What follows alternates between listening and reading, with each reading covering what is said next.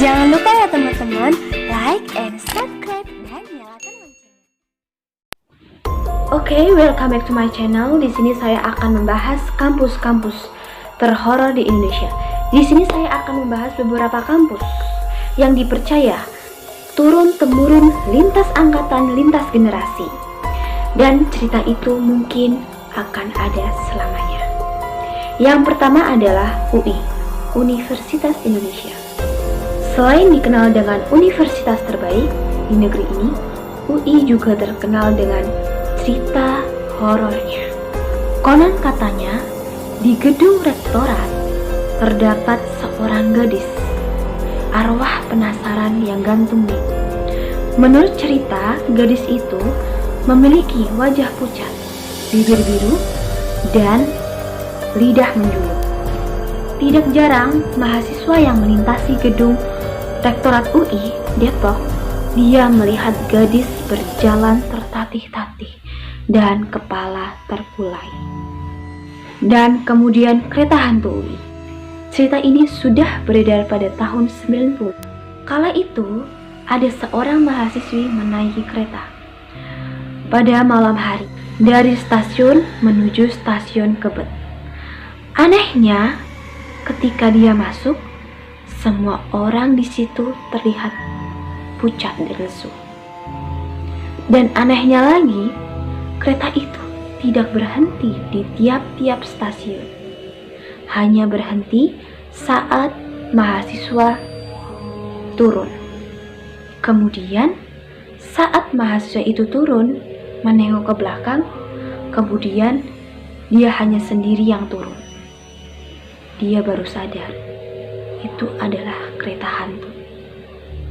Dan kemudian penjaga stasiun bertanya, "Nak, kamu kenapa berjalan sepanjang stasiun sendirian? Lalu, kenapa bisa dia naik kereta?" Aku merinding. Berarti si mahasiswanya itu ngerasa naik kereta, tapi ternyata dia nggak naik kereta, malah jalan sendirian. Berarti emang iya itu adalah kereta hantu. Oke, next.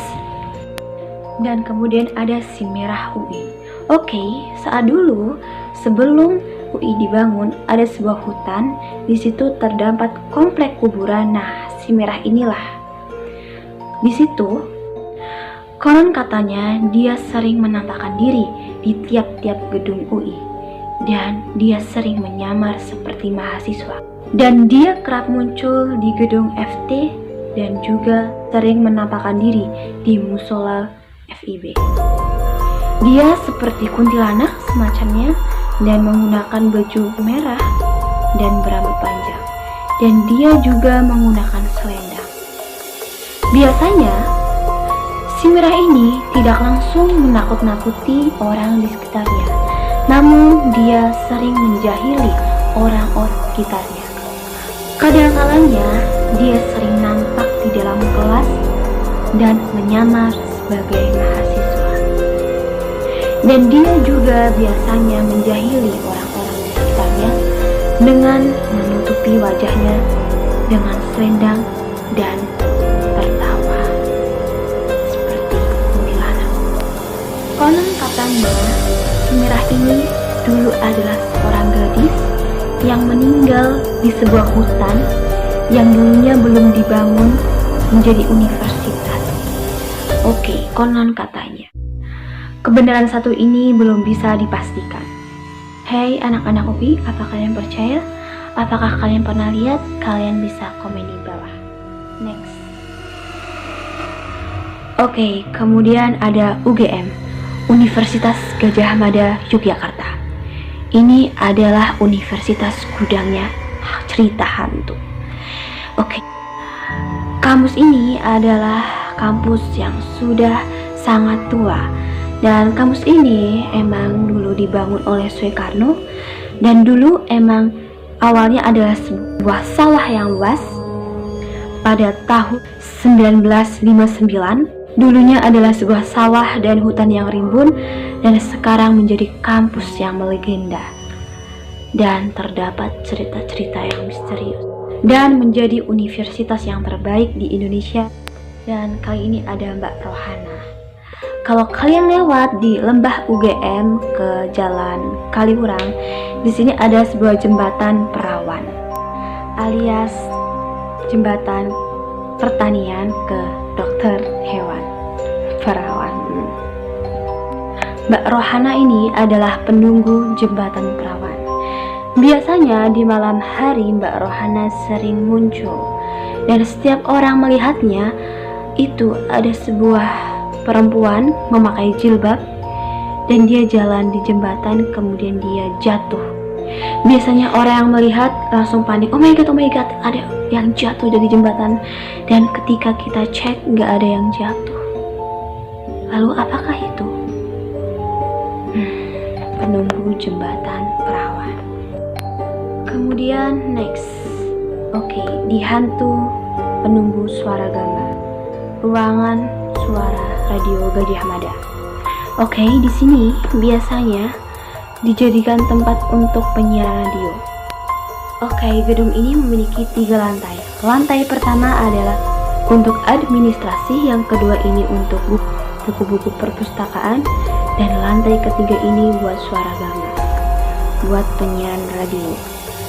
Menurut cerita penyiar radio lama, dan ketika shift malam pada jam 8, di lantai atas, lantai 3, ada aktivitas lain seperti kursi diseret, orang mondar-mandir, dan aktivitas lain. Dan apalagi ruangan perpustakaan. Padahal perpustakaan sudah tutup jam 4, tapi di situ kelihatan ramai. Yang ketiga adalah ITB, Institut Teknologi Bandung, The Bandung Institute of Technology. Ada 2 sosok yang terkenal di ITB. Yang pertama adalah hantu Noni Belanda. Konon katanya di lantai 3 gedung FSRD, di situ bersemayam hantu Noni Belanda. Biasanya mahasiswa yang lembur mengerjakan tugas, hantu Noni Belanda menemaninya. Dan ada yang bersaksi diajak ngobrol. Serem. Kenapa banyak noni-noni Belanda ya di Bandung?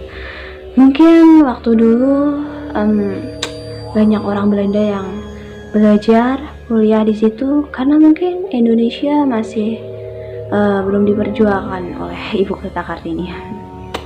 Masih edukasinya masih kurang. Next. Dan kemudian hantu yang satu ini juga di gedung lantai 2 FSRD. Konon waktu itu ada sekelompok orang anak telah mengerjakan tugas dan dia lembur sampai malam hari, kemudian merasa lapar. Dan mereka waktu lapar banget nih, karena memang tugas bikin lapar. Ketika itu ada suara tok, tok, tok. Kemudian dia buka, dan kemudian salah satu mahasiswa itu membuka, ada seorang bakso piku. Karena mereka lapar, "Pak, pesen dong." Nah, namun ada yang janggal. Kenapa tukang bakso di lantai 2? Apakah itu? Dan kemudian ada IPB, Institut Pertanian Bogor. Aku akan cerita di sini. IPB ini ada 2 lantai asrama. Nah, asrama ini hanya boleh digunakan oleh mahasiswa baru. Ketika itu ada sebuah mahasiswa baru sedang di asrama mengobrol. Nah, di kamar itu pintu tertutup. Kemudian ada yang mengetuk-ngetuk, tok tok tok. Siapa itu? Terus yang mengetuk pintu itu menjawab, orang sebelah. Dan ketika pintu dibuka, ternyata ada tamu orang setengah badan. Cukup merinding. Next. Dan kemudian ada Universitas Trisakti. Konon waktu itu Universitas Trisakti ada sebuah acara digelar di tengah lapangan Universitas Trisakti.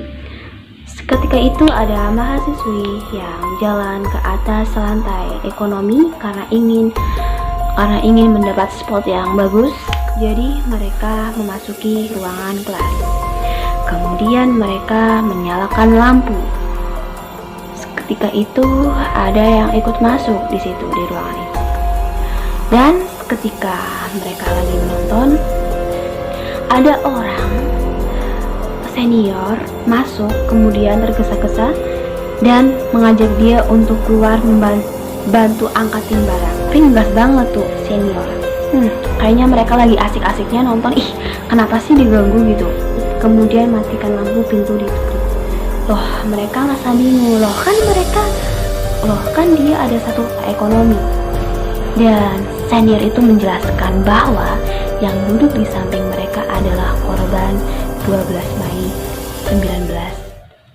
1998. Dan ada cerita satu lagi nih di Universitas Trisakti, di toilet C Rawasari.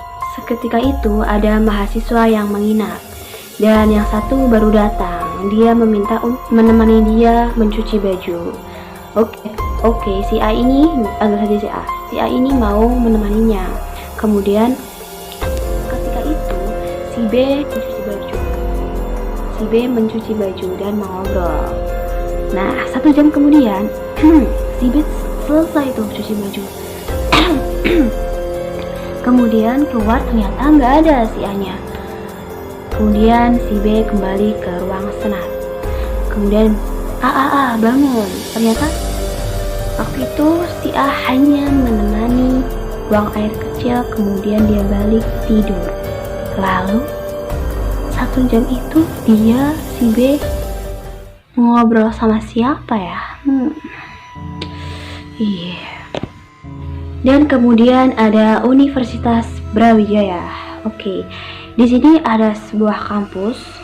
Suatu malam ada sekumpulan mahasiswa di situ, dan dia melihat seorang wanita di dekat perpustakaan, duduk sendirian dan terdiam. Dan mereka penasaran. Ketika mereka mendekati dan bertanya, ternyata mukanya rata, kemerahan seperti disetrika. Dan hantu ini tidak hanya mengganggu di malam hari, namun di siang hari pun juga. Oke, selain hantu ini juga di sebuah gedung di Brawijaya, di gedung FPB ini. Di gedung ini ada sebuah dosen saat malam hari, dan ketika itu ada suara kayak orang jalan. Mungkin dosennya hanya mengira itu adalah mahasiswa. Dan kemudian dosennya menyapa. Namun mahasiswanya tidak membalas sapaannya. Dan kemudian dosennya udahlah gitu. Oke, sekitar berjalan berpapasan agak menjauh, si dosennya menengok ke belakang. Ternyata orang itu terbang menghampiri si dosen itu. Si dosen itu melarikan diri. Oke, apakah cerita itu masuk akal, bisa dipercaya atau tidak? Kalian bisa komen di bawah ini. Dan yang terakhir adalah UNES. Di sini ada sebuah pertemuan. Di situ dosen bilang jam 6.